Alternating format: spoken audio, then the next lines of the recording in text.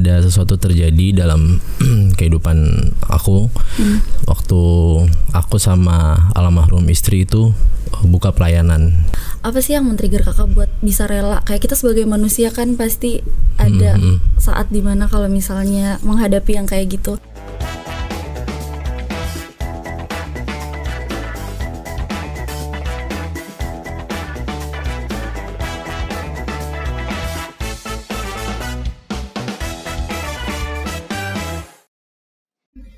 Shalom semuanya, welcome to GFC Gatemak. Sebelumnya kita mau ngucapin selamat tahun baru buat teman-teman semuanya. Kita kembali di GFC Gatemak tahun 2023. Kenalin, aku Viana yang akan ngobrol santai selama beberapa waktu ke depan. Dan hari ini aku udah ditemenin sama narasumber yang luar biasa yang dipakai Tuhan. Boleh dikenali dulu namanya, Kak? Halo semuanya, nama aku Jovi Robert. Panggilannya Jovi. Halo Kak Jovi. Halo. Jadi gimana Kak Jovi? Kesibukannya akhir-akhir ini apa? Pelayanannya di mana? Ya. Boleh diceritain. Sebelumnya terima kasih udah diundang. Ya, aku nama Jovi Robert, Zevanya Tampi, orang Manado.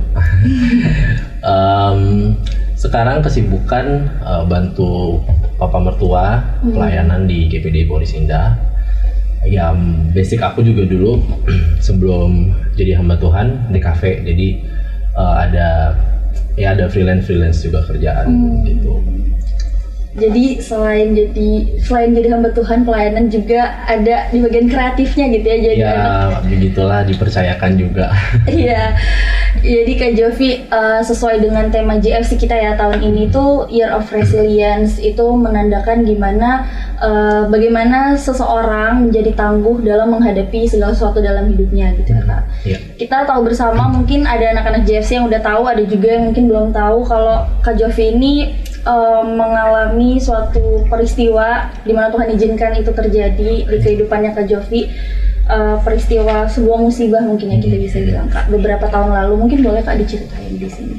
Ada sesuatu terjadi dalam kehidupan aku waktu aku sama almarhum istri itu buka pelayanan. Jadi setelah kami sekolah Alkitab, aku sekolah Alkitab tahun 2018. Nah, di tahun 2019 itu kita mulai untuk buka pelayanan. Nah, disitulah kejadiannya.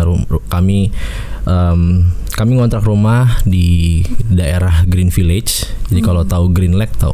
Oh iya. Ya, itu perumahan itu persis di belakangnya Green Lake. Jadi saya sama istri saya dengan anak saya saat itu usianya belum genap 1 tahun. Ya, sudah. Ya, waktu kami mulai belum genap 1 tahun, dan kejadiannya itu waktu di masa-masa COVID. Nah, jadi kita waktu itu mulai live streaming ya. Semuanya itu mulai hectic. Udah belajar ini, belajar itu. Ya, si Davis juga tuh telepon saya. Kita pokoknya lagi hectic semua lah, lagi semuanya blank masalah live streaming. Jadi aku benar-benar lagi, jadi mau nggak mau harus pulang pergi dari rumah ke gereja mertua, karena aku kan masih perintisan, jadi belum nggak bisa ngadain ibadah sama sekali. Jadi mau nggak mau ikut di tempat mertua kan. Semuanya setiap hari pulang pergi sampai satu malam di hari dimana semua setup live streamingku udah the best. Ini udah setup terbaik nih, hari Sabtu aku ingat. Dan besokannya itu mau live streaming.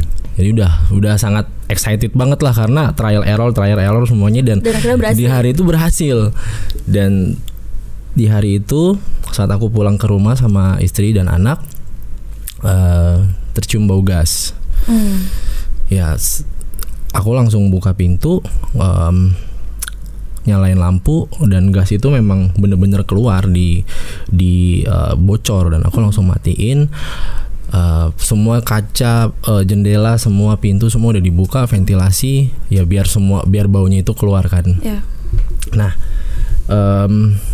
inisiatif istriku bilang coba biar semuanya hilang, coba nyalain kipas. Nah, ternyata waktu aku nyalain kipas itu ada percikan api. Ya kita biasa kalau nyolokin sesuatu pasti ada percikan. Nah, dari percikan api itu langsung meledak. Di situ ada aku, istri dan anak Jadi anakku waktu itu usianya udah 1 tahun lebih ya. Jadi peristiwanya itu di tanggal 25 April 2020. Nah disitulah akhirnya kami bertiga kecelakaan dan saya mengalami luka bakar 40%, anakku 60% dan almarhum istriku 90%. Ya, jadi langsung setelah kejadian itu kami langsung dibawa ke rumah sakit, langsung dibawa ke unit gawat darurat, dan orang yang dengan luka bakar 90% itu memang change untuk hidupnya ya tinggal 10% lah. Dan Tuhan izinkan dia ada di rumah sakit selama 18 hari. Lalu di tanggal 13 Mei Tuhan izinkan dia pergi terlebih dahulu gitu. Waktu almarhum istrinya Kak Jovi meninggal tuh posisinya Kak Jovi lagi di rumah sakit juga, masih dirawat. Iya. Jadi di tanggal 13 Mei itu aku sempat juga masuk di ICU. Jadi istri itu selama 18 hari dia nggak sadar, sama anakku juga. Anakku sadar dia di ICU, tapi posisinya waktu itu mereka ternyata ada COVID. Gitu. Jadi itu kan benar-benar awal COVID ya. Nah, mereka ternyata ada COVID dan mereka harus masuk di ICU yang khusus COVID. Itu jadi posisi anakku 18 hari itu dalam posisi sadar, tapi istri aku itu nggak sadar. Nah, aku sendiri sempat masuk di ICU juga. Jadi setelah aku masuk di kamar biasa selama kurang lebih 3-4 hari, aku sesak nafas. Jadi ada ngalamin infeksi paru-paru juga waktu itu. Jadi aku sesak nafas dan harus masuk ke ICU. Selama aku ada di ICU itu selama aku nggak sadar 5 hari koma. Dan aku baru keluar itu hari ke-8 kalau nggak salah. Nah, jadi waktu aku keluar di tanggal 12 Mei jam 2 siang. Nah, itu kondisi tekanan darah sudah stabil, paru-paru sudah, oksigen semua sudah stabil. Pokoknya kondisi aku udah bagus dan aku bisa keluar di tanggal 12 Mei jam 2 siang. Di jam 2 pagi tanggal 13 Mei-nya kondisi istriku mulai makin drop. Jadi di grup keluarga sudah disebarkan dan aku negosiasi sama Tuhan. Tuhan, kalau Engkau izinkan aku panggil dia Ena sembuh, Tuhan sembuhkan dengan sempurna. Tapi kalau enggak, ya aku rela, aku bilang gitu. Karena kondisi dia, kalau dia harus sembuh dalam kondisi saat itu, dia akan cuci darah. Karena virus itu sudah menyebar kemana-mana ya. Jadi kalau kita luka kecil saja, bakteri itu kan rentan untuk masuk ya. Sedangkan dia luka satu badan, jadi sangat rentan untuk masuk virus bakteri. Nah, jadi semua udah kena, organ paru-paru, hati, pokoknya semua organ dalam tuh sudah kena. Dan kalau dia pun bisa sembuh saat itu, dia akan mengalami cuci darah. Maka dari situ aku udah berserah sama Tuhan. Aku bilang, Tuhan, kalau Kau izinkan dia sembuh, sembuhkan dengan sempurna. Kalaupun tidak, aku serahkan semuanya sama Tuhan. Jadi di situ momen aku benar-benar berserah sama Tuhan. Dan di pagi harinya jam 5 pagi Tuhan panggil istri aku. Dan aku taunya itu di pagi hari jam 7. Jadi pas bangun tidur, aku buka handphone, ngelihat status dari adik iparku, jadi adiknya istriku. Statusnya tuh cuma gelap, hitam gitu aja.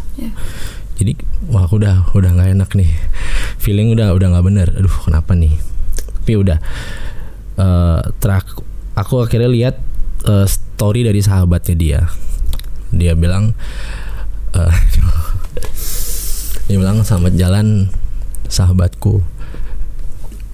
Di situ aku udah nggak bisa ngomong apa-apa. Aku cuma matiin handphone, taruh, udah. Sama sekali aku nggak mau buka, dan aku juga di situ nggak menangis. Aku cuma bisa diem aja sama Tuhan dan bersyukur. Aku yakin ini udah yang terbaik dari Tuhan, karena di malam harinya aku udah berdoa sama Tuhan. Tuhan, lakukan pilihan yang terbaik untuk istri aku. kalaupun ini adalah jalannya, aku yakin itu adalah jalan yang terbaik dari Tuhan. Jadi mungkin Tuhan menunggu kerelaan hati dari aku. Karena dan kondisi aku juga waktu koma itu lagi drop, dan kalau Tuhan panggil istri aku di situ, aku yakin juga aku akan ikut gitu. Pasti alam bawah sadarku tuh pasti akan, udah lu ikut aja, nggak usah bertahan. Jadi emang ada satu momen di ICU itu aku bilang aku nggak mau mati Tuhan, aku masih mau hidup. Keluar dari tempat ini, aku sama istriku, anakku, kita sembuh, kita mau kesaksian, kita mau cerita semuanya kepada orang, dan kita mau jadi berkat. Jadi ada momen benar-benar aku dikuatkan karena istriku masih hidup gitu. Dan kalau itu terjadi waktu aku lagi drop, ya aku yakin sih aku juga pasti nggak akan bertahan. Jadi puji nama Tuhan, biarpun ini seolah-olah kayak satu kehilangan, tapi Tuhan atur waktunya itu dengan sempurna. Momen dimana aku udah tekanan darah sudah stabil, semuanya udah stabil, semua udah oke, infeksi paru-paru sudah bersih, Tuhan izinkan istriku dipanggil. Wah, itu kalau secara manusia mungkin orang sakit atau apapun, tapi aku ngelihat ada sisi baik, ada sisi waktu Tuhan yang tepat. Tuhan panggil istri aku di waktu yang tepat, dan itu aku ada di rumah sakit. Tadi Kak bilang waktu berdoa itu kalau misalnya Tuhan sembuhkan 100%, kalau enggak Kakak bisa rela gitu. Apa sih yang men-trigger Kakak buat bisa rela? Kayak kita sebagai manusia kan pasti ada saat dimana kalau misalnya menghadapi yang kayak gitu, kenapa aku gitu Tuhan? Kenapa Kakak bisa bilang kalau ya udah Tuhan, aku rela aja, nggak apa-apa, panggil aja gitu? Iya, karena aku ya mungkin karena laki-laki ya. Jadi kita lebih berpikir secara logika. Aku berpikir aja kalau dia harus hidup dengan kondisi seperti itu, kasihan gitu.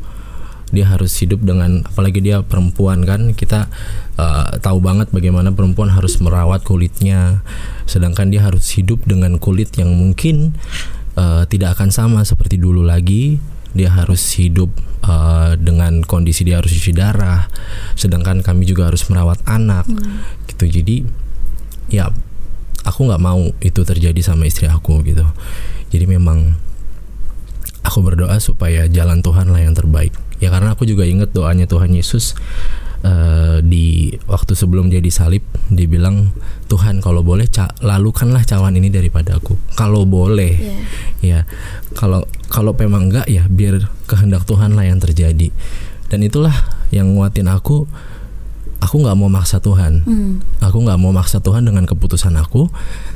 Aku tahu keputusan Tuhan lah yang terbaik. Jadi aku bilang, ya kalau memang harus jalannya Tuhan panggil duluan, ya aku harus rela, dan aku minta kekuatan sih daripada Tuhan gitu.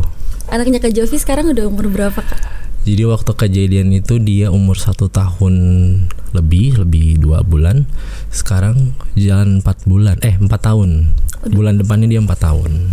Oh, udah mau ulang tahun. Iya, udah mau ulang tahun. Terus gimana Kak sekarang keadaannya? Gimana kehidupannya gitu, ngurus anak tanpa seorang istri ibu gitu ya, tanpa mamanya gitu, nggak ada, gimana Kak? Ya cukup berat sih, karena aku harus peranin dua peran, sebagai orang tua, sebagai ayah juga, sebagai ibu juga gitu. Jujur nggak gampang lah, karena untuk pekerjaan yang mengurus anak itu kan benar-benar, ya ibu itu kayaknya udah menurutku udah paling the best lah buat ngurus gitu.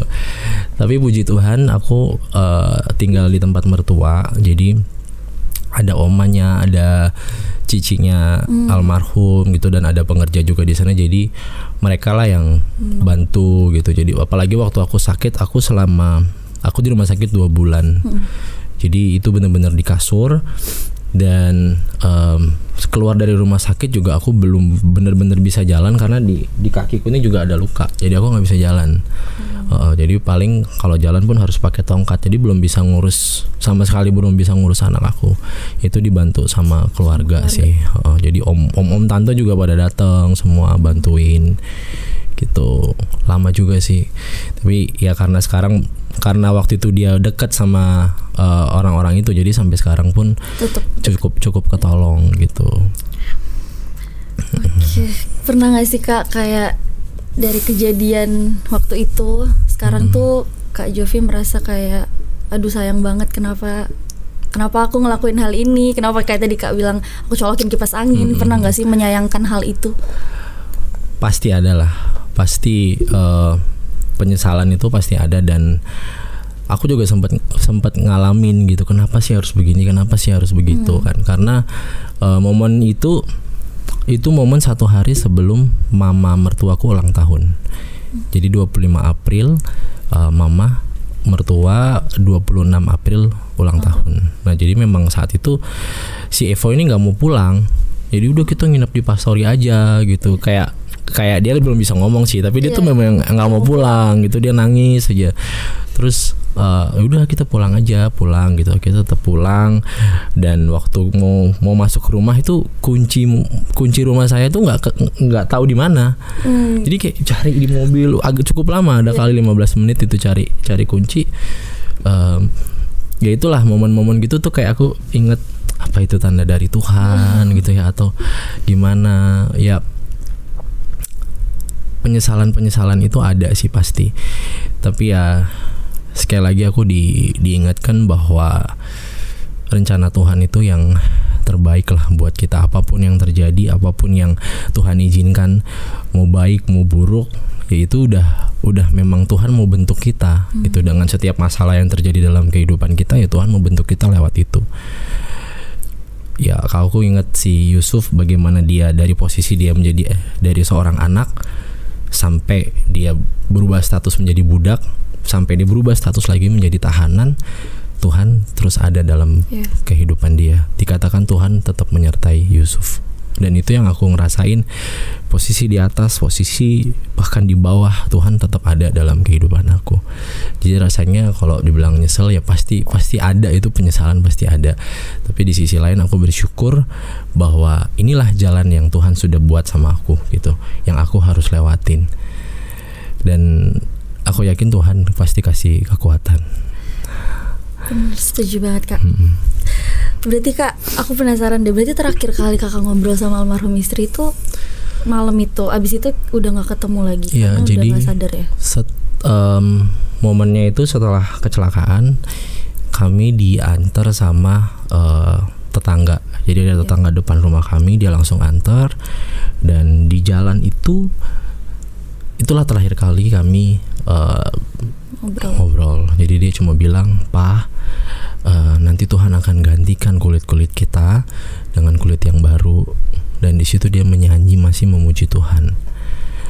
Dan ya ya itulah momen terakhir aku ngobrol sama dia. Dan di situ dia di tengah luka dia 90%, dia masih bisa jadi berkat buat tetangga kami yang saat itu non Kristen. Ya itulah jadi teladan buat aku juga. Apapun kondisinya, kita harus tetap bisa mengucap syukur.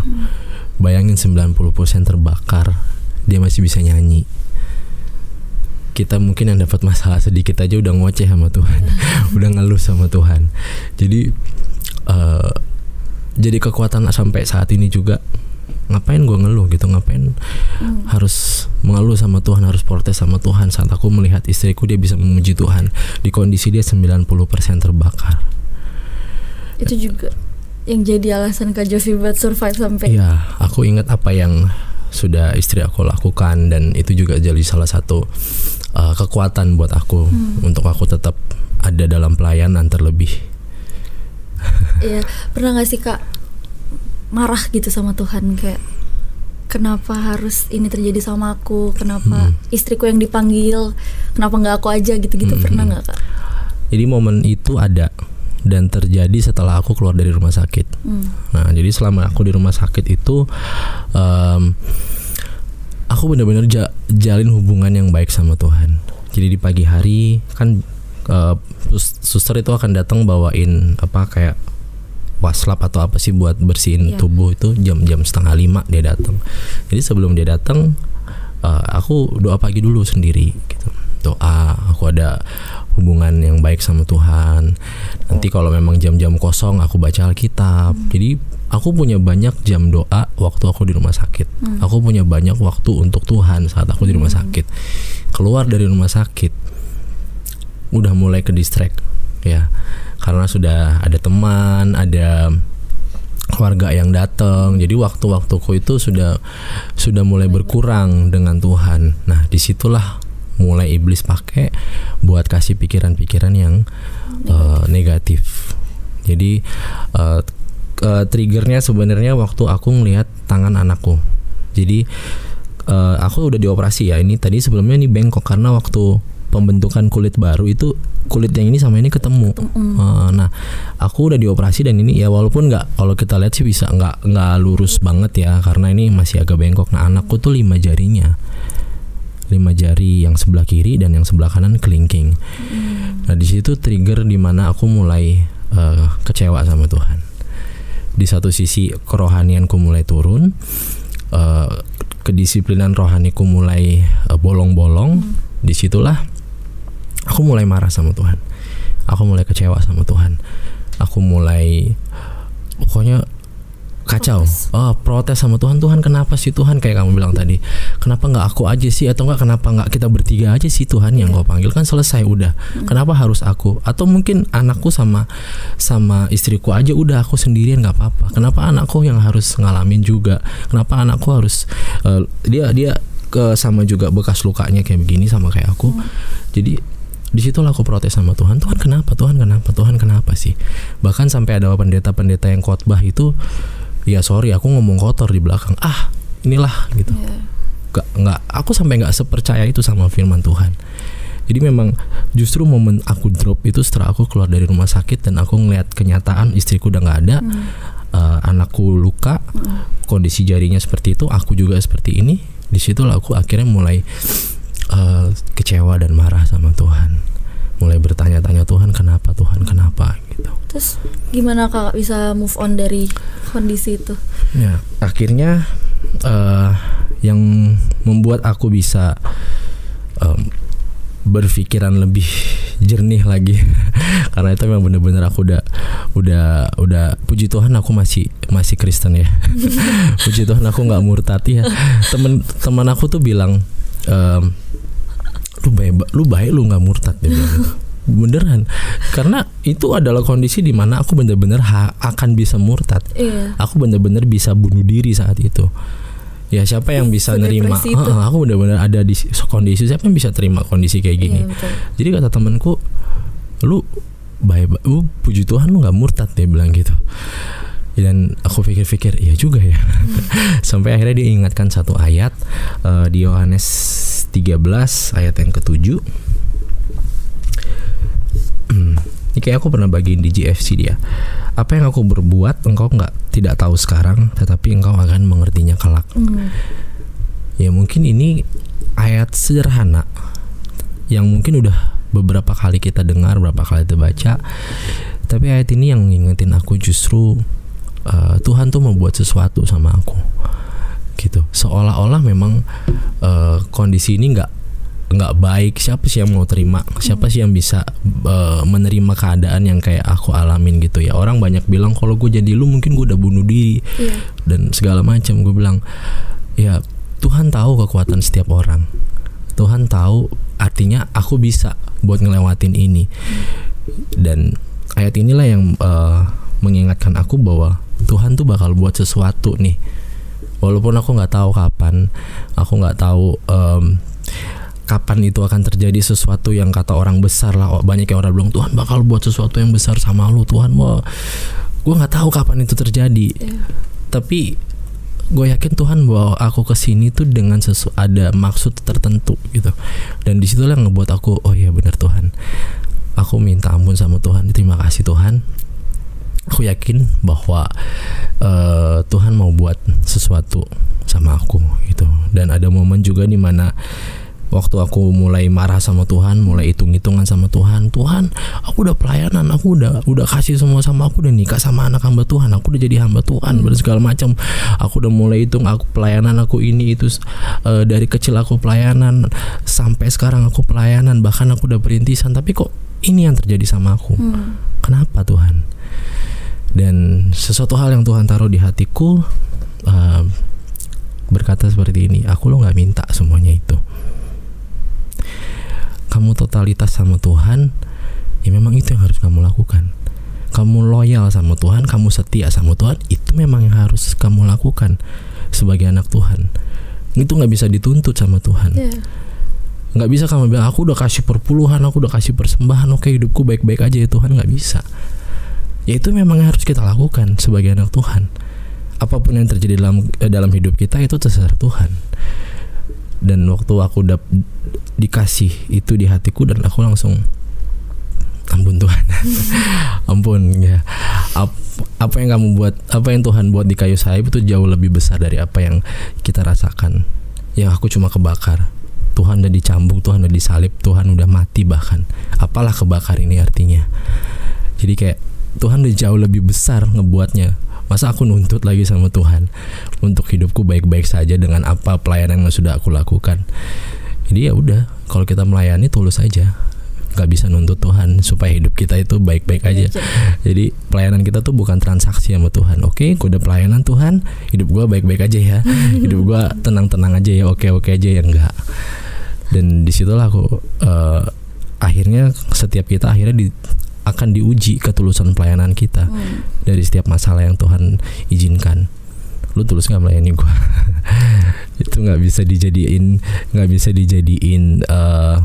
patokan bahwa kita udah setia, kita udah pelayanan, apalagi di tim kreatifnya udah podcast semuanya. Tidak menuntut kemungkinan bahwa hidup kita tuh akan baik-baik saja, enggak. Yang perlu kita lakukan adalah kita tetap setia sama Tuhan apapun yang terjadi.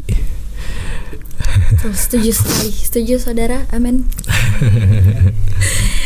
Kak, berarti dari beberapa tahun lalu dari kejadian itu sampai sekarang, Kak Jovi ada nggak sih merasa bahwa oh ternyata ini maksud Tuhan dalam hidupku, ternyata istriku dipanggil karena ini, ternyata anakku harus luka karena ini, itu udah ada belum Kak? Kalau secara terbuka semuanya mungkin belum ya, tapi ya pelan-pelan Tuhan udah mulai bukakan. Oh ya inilah mungkin, walaupun aku juga nggak paham ini maksud Tuhan atau bukan gitu lah, tapi paling nggak ada sisi-sisi di mana ya hanya aku dan Tuhan lah yang tahu ya bagaimana. Oh ya terima kasih Tuhan, ada momen-momen di mana aku bersyukur atas apa yang Tuhan lakukan. Walaupun kalau kita bilang ini loh sebenarnya maksud Tuhan, aku juga belum sampai titik itu sih. Belum gambaran besarnya apa yang mau Tuhan lakuin dalam hidup aku sih sampai saat ini belum. Tapi aku yakin dan percaya ada pasti maksud Tuhan. Jadi dari sepanjang kita ngobrol dari tadi nih, dari awal sampai sekarang, Kak Jovi ngejelasin betapa Kak Jovi itu naik turunnya kehidupannya dari kejadian tersebut. Terus Kak Jovi ada di posisi yang begitu dekat hubungannya sama Tuhan, kemudian ngedrop lagi, kemudian naik lagi menjadi percaya lagi sama Tuhan. Kira-kira Kak Jovi punya apa ya, kesimpulan apa sih selama ini dari kejadian tersebut? Ya kalau dari apa yang udah aku alamin, jadi orang selalu nanya titik balik kehidupan lu di mana sih gitu. Aku bilang nggak ada titik balik, semuanya tuh proses. Jadi aku nggak tiba-tiba jadi kuat, nggak tiba-tiba bisa pelayanan lagi, nggak tiba-tiba bisa bersaksi lagi. Semuanya ada proses yang aku alamin step by step, dan itu semuanya bersama-sama dengan Tuhan. Jadi buat kita yang teman-teman, aku nggak tahu lagi ngalamin apa, lagi sedang masalah apa, karena aku tahu masalah kita beda-beda, tapi kita punya Tuhan yang sama. Tuhan yang sama yang akan ngasih kita kekuatan. Jadi jangan, kalau ditanya gimana sih caranya, nggak ada tips-tips dan kayak tutorial gitu, nggak ada ya. Intinya tetap percaya aja bahwa Tuhan lakukan apapun dalam kehidupan kita itu adalah yang terbaik, dan Tuhan tahu semana kemampuan kita, karena di Korintus sudah dikatakan Tuhan ngasih pencobaan itu tidak melebihi kekuatan kita. Jadi kalau Anda teman-teman masih dalam kondisi yang terpuruk ataupun udah rasanya udah mau menyerah, udah angkat tangan, udah tenang, itu masih batas kekuatan kita kok. Tuhan gak akan ngasih lebih dari kekuatan kita. Dan juga jangan lupa bangun koneksi dengan teman-teman ya. Selain daripada Tuhan yang ngasih kita kekuatan, saat kita juga bersama dengan teman-teman kita pasti akan lebih kuat. Ada orang-orang yang support kita. Karena kalau kita mencoba untuk survive sendiri, aku yakin susah. Karena Adam aja dibilang Adam tidak baik jadi seorang diri saja gitu kan. Dia butuh seorang pendamping, dia butuh seorang penolong. Dan kita pun saat kita dalam masalah, jangan ragu untuk kita cerita atau share sama teman-teman di sekitar kita. Siapa tahu kayak saya tadi dapat ayat dari teman saya kan, dapat ayat dari teman aku. Jadi kalau aku mungkin lewatin semuanya sendiri, berusaha untuk survive sendiri, mungkin jatuhnya udah bunuh diri. Karena semuanya ya, kalau kita dalam masalah, aku yakin pasti overthinking. Pasti mikir wah ini itu segala macam. Ya tidak ada salahnya kita boleh bercerita kepada orang tua kita, kepada teman kita, kakak adik atau kepada siapapun. Jangan berusaha dengan kekuatan kita sendiri ya, karena Tuhan juga pasti akan kirimkan orang-orang yang terbaik untuk ada di sekitar kita. Dan ada satu quote yang aku taruh di Instagram aku, jalani proses, jangan protes. Itu aja. Keren banget. Ya, jadi saat ini aku udah menerima beberapa pertanyaan nih Kak dari netizen kita. Kak Jovi sekarang ngelanjutin pelayanannya gimana? Kan tadi Kak Jovi bilang Kak Jovi waktu kejadian itu kan awal perintisan. Sekarang lanjut perintisan apa bantu pelayanan mertua? Ya, jadi waktu kejadian itu aku lagi ngontrak di Green Village. Kontrak selama 1 tahun. Jadi September aku ngontrak, aku kejadian di bulan April. Nah, artinya kan September udah habis. Nah, jadi waktu kejadian itu udah nggak dilanjutin lagi di situ. Jadi karena harus renovasi juga, harus itu karena ada 6 rumah juga di sekitar situ rusak. Jadi prosesnya sampai September itu juga aku masih belum bisa jalan, masih belum bisa aktivitas. Jadi mau nggak mau akhirnya perintisannya ditinggal. Aku ikut sama bantu di mertua sampai sekarang gitu. Rencana kedepannya gimana Kak? Mau rencana untuk perintisan masih ada, tapi kapan itu belum tahu. Masih dibawa dalam doa gitu. Awal mulanya sampai Kak Jovi bisa memilih jadi hamba Tuhan itu kan bukan pilihan yang gampang ya Kak. Apalagi tadi backgroundnya Kak Jovi kan anak kreatif ya. Gimana sampai bisa mengambil keputusan aku menjadi hamba Tuhan, nikah sama anak hamba Tuhan tuh gimana Kak? Jadi aku lulus kuliah, aku kerja ya. Aku udah mulai freelance itu dari tahun 2012 sampai sekarang ya. Jadi udah 10 tahun lebih. Dan di tahun 2013 lah. Jadi aku waktu itu udah freelance, kerja juga. Ada gimana ya, aku nggak bisa bilang.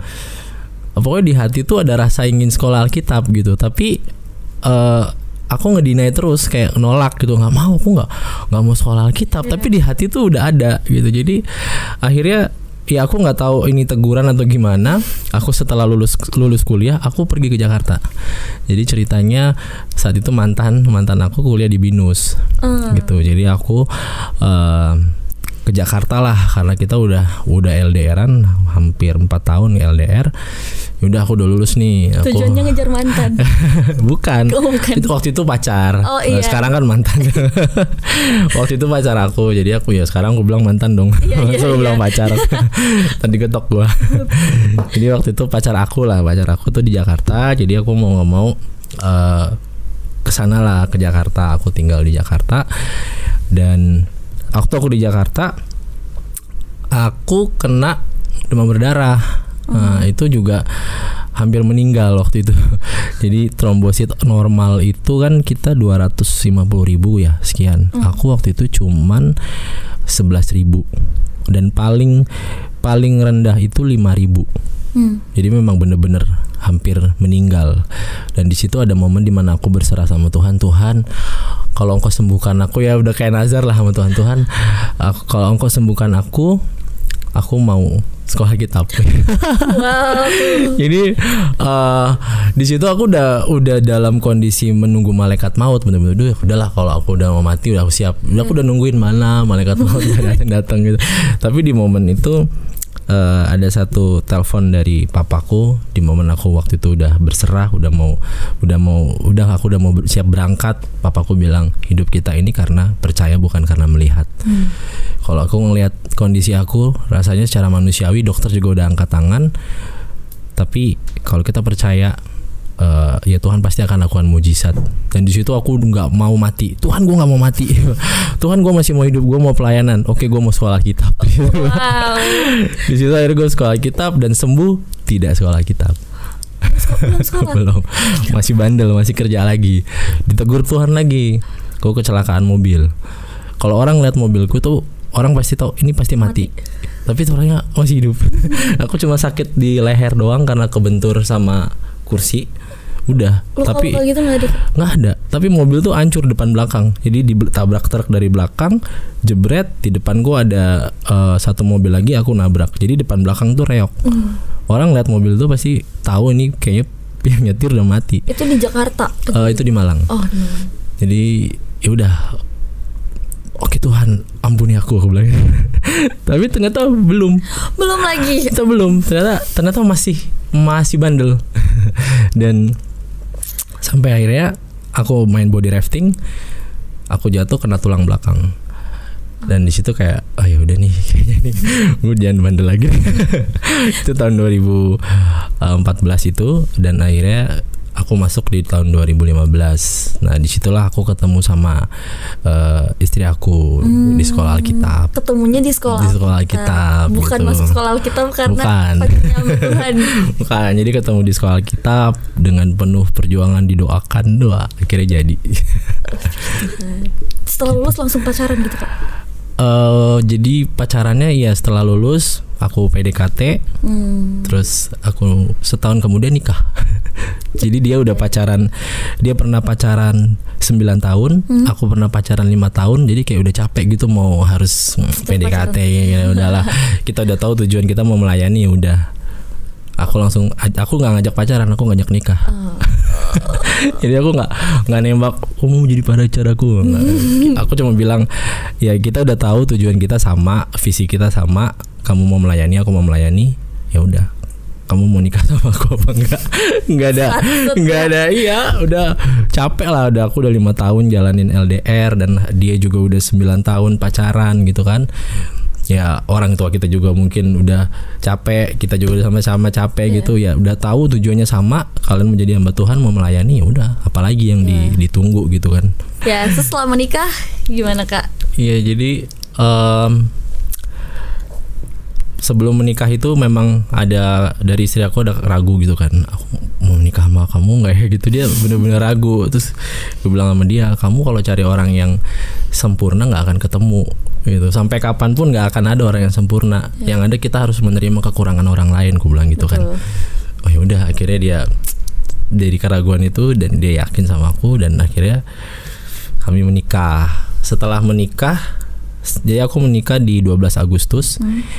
Tanggal berapa ya? 20 Agustus kalau nggak salah. 20 atau 21 itu masuk sekolah Alkitab. Jadi seminggu setelah nikah langsung sekolah Alkitab lanjut yang kelas 2. Gitu, baru setelah kelas 2 kami pulang, baru kami melayani itu perintisan. Gitu. Berarti kelas 2-nya bareng gitu Kak? Kelas 2-nya bareng, asrama keluarga. Emang menikah untuk melayani. Ya memang tujuannya itu dari awal. Kak, ini juga ada pertanyaan dari netizen ya. Kalau misalnya kita cerita-cerita nih kayak gini, Kak Jovi suka ke-trigger nggak mengingat kejadian-kejadian masa itu? Pasti tentu ada dong. Dan biasanya Kak Jovi ngelakuin apa kalau misalnya itu terjadi, kayak berdoa kah atau mungkin cerita sharing ke temen kah atau kalau itu sih pasti ada ya, karena aku sama istri itu selama kita menikah kita pernah ada di beberapa kota. Jadi di Jakarta, pernah Tangerang, terus kan aku di Malang. Jadi kalau kita mau ke Malang kita naik mobil. Tuh, jadi beberapa kali lah, 2 atau 3 kali kita ke Malang. Nah setiap itu mampir ke Solo, mampir ke Jogja, mampir ke Semarang dulu, baru ke Malang gitu. Jadi banyak momen, banyak kenangan, banyak tempat yang pasti ngingetin aku sama dia gitu. Atau enggak sama kejadian itu ya, kalau lagi diem di kamar sendirian tuh pasti ada lah kayak masih kebayang-bayang di pikiran gitu ya. Aku cuma bisa nangis. Manusiawi ya. Iya. Aku ya nangis lah, pasti nangis dan kayak ya udah kadang tuh cuma nyanyi kayak di mobil, apalagi dia tuh selalu nemenin aku kan, karena kita bukan pekerja kantoran.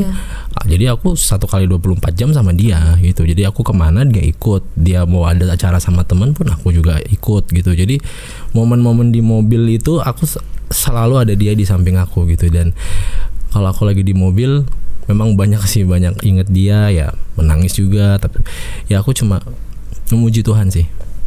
Aku nyanyi gitu aja. Cuma ya bangun koneksi sama Tuhan aja lah. Kita putus aja kadang tuh sedih banget gitu, apalagi yang kayak gini ya. Pasti terbayang-bayang gitu ya teman-teman. Kak, ini ada lagi pertanyaan dari netizen. Gimana sih Kak cara Kak Jovi, dan saran buat teman-teman juga, gimana cara kita tahu kalau itu tuh sebenarnya rencana Tuhan dalam hidup kita?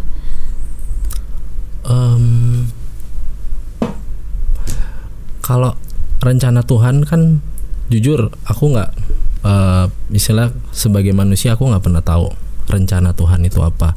Apakah ini memang yang Tuhan sediakan, atau karena belum tentu apa yang terlihat baik-baik saja itu dari Tuhan. Ya, karena kalau kita bicara damai sejahtera kan ada yang bilang kalau rencana Tuhan tuh damai sejahtera. Yunus nggak damai sejahtera. Dia disuruh ke Niniwe, itu rencana Tuhan tapi dia nggak ngalamin damai sejahtera. Jadi buat aku sih gak ada kayak patokan ini rencana Tuhan, hebat banget gue bisa tahu secara manusia. Tapi yang kalau aku lebih ke berdoa sih sama Tuhan, biar apa yang terjadi dalam hidupku itu sesuai dengan rencanamu, sesuai dengan kehendak Tuhan, bukan kehendak aku gitu. Karena kalau dibilang supaya bagaimana kayak kita tahu ini rencana Tuhan atau bukan, ini pasangan daripada Tuhan atau bukan, itu agak gimana ya buat aku. Damai sejahtera itu bukan patokan.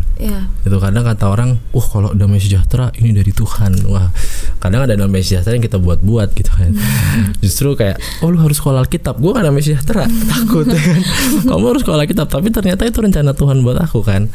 Aku memang harus ada di dunia pelayanan, tapi di awal aku takut, nggak mau, nolak gitu. Jadi apakah itu dibilang rencana Tuhan ya? Jadi standar damai sejahtera itu kadang bukan standar bahwa ini rencana Tuhan atau bukan gitu. Jadi intinya berdoa aja supaya apa yang terjadi itu kita bisa ngambil keputusan yang tepat. Tuhan kasih hikmat sama kita, karena Tuhan adalah sumber hikmat gitu. Jadi untuk memilih pasangan, ini rencana Tuhan, siapa sih pasangan aku? Ya kita berdoa supaya kita dikasih hikmat. Kadang kita sudah dipertemukan dengan orang yang tepat, tapi kita nolak gitu. Bukan Tuhan, bukan dia. Ternyata dia gitu kan. Ini lebih berdoa supaya Tuhan kasih hikmat untuk kita memilih tempat pekerjaan, di mana apapun lah keputusan yang kita ambil, biarlah Tuhan kasih hikmat sama kita. Karena kalau itu kita dikasih hikmat sama Tuhan, aku yakin dan percaya keputusan yang kita ambil adalah keputusan yang tepat sesuai dengan rencana Tuhan. Oke. Ya, jadi itu dia teman-teman ngobrol-ngobrol kita sore ini sama Kak Jovi, begitu memberkati kita semua. Aku yakin dan percaya juga seperti yang tadi Kak Jovi bilang, masalah kita semua beda-beda, tapi kalau bersama dengan Tuhan jangan protes, kita pasti bisa melalui semuanya kalau kita percaya. Ada amin. Amin. Oke teman-teman, demikian GFC Get a Mark episode kali ini. Semoga dapat memberkati teman-teman semua di tahun yang baru ini, dan semoga kita semua bisa menjadi tangguh, bisa survive menghadapi segala sesuatu di tahun 2023 ini. See you.